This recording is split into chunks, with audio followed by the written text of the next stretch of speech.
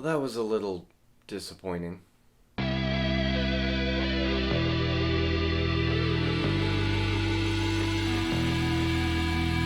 Batman The Long Halloween Part 2. So Batman The Long Halloween Part 2 is Part 2 of the Long Halloween animated adaptation based on the classic graphic novel by Jeff Loeb and Tim Sale. And a lot of what I like about Part 2 I already kind of mentioned in Part 1, but in a nutshell I really like the style and tone that this adaptation is going for. I thought the voice cast was top notch. I like the animation style. It's this gritty kind of film noir-esque take on Gotham City, but it also looks kind of similar to Batman the Animated Series and even Batman Brave and the Bold. And after seeing Part 2, all of that still holds up. Everything looks good. I like how the characters act. I like how they look. All the aesthetics look good. The style and tone they're going for is still there. It still feels like a continuation of that first movie.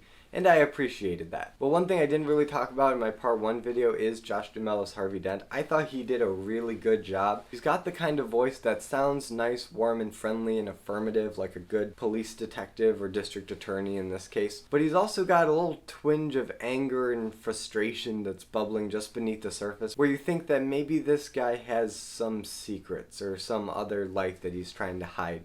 And I thought Josh Duhamel did a great job. I think the animation team behind Harvey Dent and when he became Two-Face, I thought that was good. And can we just talk about how we've never really gotten an acid-in-the-face courtroom scene in live action?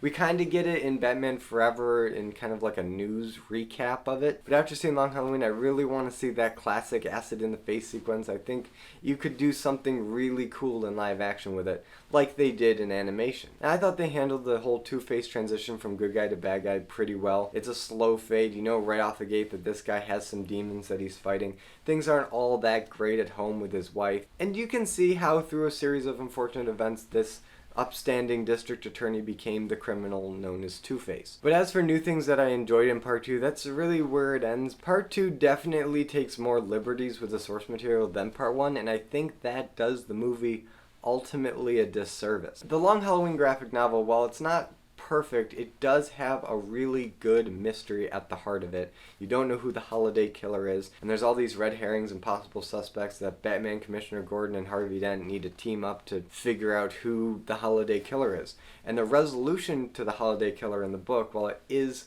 complicated, it does make you think harder about how these holiday killings were pulled off, and it frames the entire book and all the killings that happened previously into a new light, so that when you read it for a second time you have a fresh take on what's going on. And while the resolution in this movie isn't bad and it doesn't completely go against the book, it does change a few things that does make it easier to consume and has a bit more simple explanation for everything. For me, it's not as satisfying because of just how complex the narrative was leading up to this resolution. And before I get into spoilers about what exactly they changed, if you haven't seen Part 2 yet and you enjoyed Part 1, a lot of what you like in Part 1 is still there, and it does stay pretty close to the source material. But without giving anything away, if you were disappointed in how they changed the ending to Batman Hush when they made that into an animated movie, you're gonna be equally disappointed in how they resolved the Long Halloween mystery. So now let's get into the spoilers. So in the book, the holiday killer is actually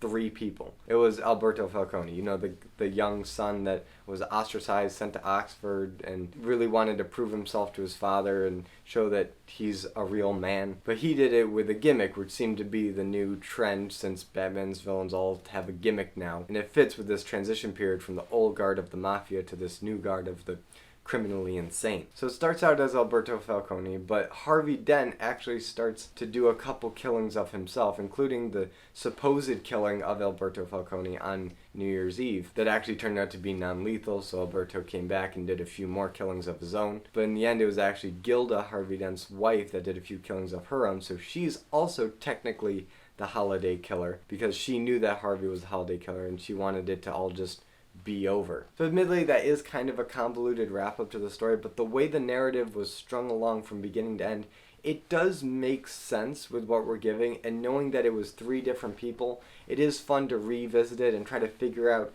who did the killings when and where that transition was from killer to killer. But the movie does it very differently. First of all, Alberto is completely scrapped from involvement with a holiday killer. He finds out who Bruce Wayne is and then dies in the first part, so I don't think they were going to bring him back. So that's kind of disappointing. But also, they give Gilda a much deeper motivation at the end where she was married to Alberto but then had to lose her baby and get an annulment from their marriage, and that she wants revenge on the whole Falcone crime family, so she was Holiday from the beginning. And Harvey Dent, while he did end up taking the fall for Gilda, it is called into question how much involvement he actually had as the Holiday killer. The way I read it, it was just Gilda all along, and Harvey Dent just as a loving husband took the fall for her. And while it is kind of sweet to look at it that way, that even though Harvey went mad and became Two-Face, he still has a soft spot for her, the mystery just is not as satisfying. And when Gilda whips out this tragic backstory at the last minute when she's burning all the evidence and talking to Batman, it does feel a little tacked on and a little too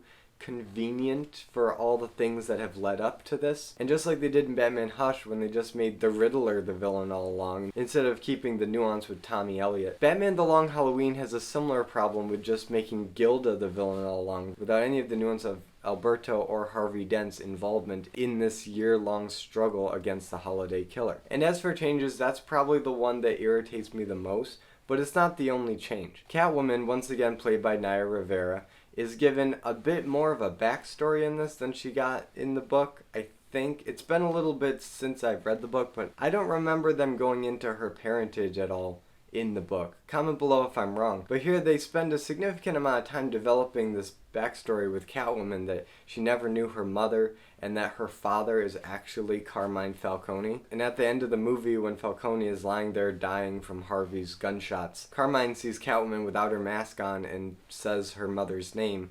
So then I guess that's all resolved, but it doesn't really go anywhere. And while I don't mind getting into Catwoman's backstory because she's always been kind of a mysterious character and there's a lot of different angles that you can take with her, I don't see what the point was with the whole relationship with Carmine Falcone and then trying to find out who her mother was.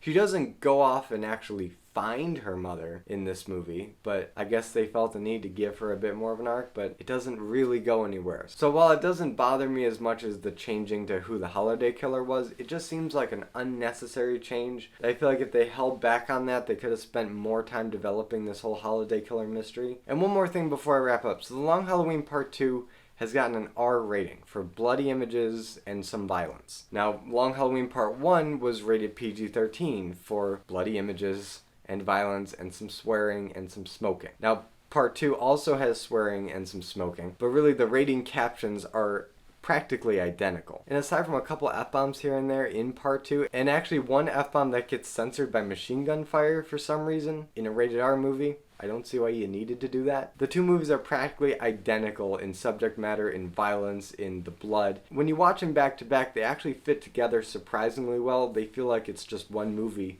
that got broken up into two parts. So the only explanation I'm left with is that Warner Brothers used this R rating as a bizarre marketing tactic to inspire the curiosity of the fans that, oh, maybe Part 2 will be even more bloody, you're going to get more creative Holiday killing kills. But really, if you've read the book is not a rated R book. That's a strong PG-13 book. That's like The Dark Knight. So aside from a marketing ploy, I don't see why they felt the need to bump it up to an R rating. So if you were just to take out a couple of those F-bombs that feel like they were thrown in at the last minute anyway, it would really just be a PG-13 movie, and the teenagers that read Batman comics and like Batman media that would probably want to buy Long Halloween would have easier access to it. But I don't know. And Warner Brothers, please stop using an R rating as a marketing tactic for your animated DC properties. If you want to do R-rated comic book stories, pick stories that actually lend themselves to an R rating. Something like Constantine or Watchmen or V for Vendetta or Swamp Thing.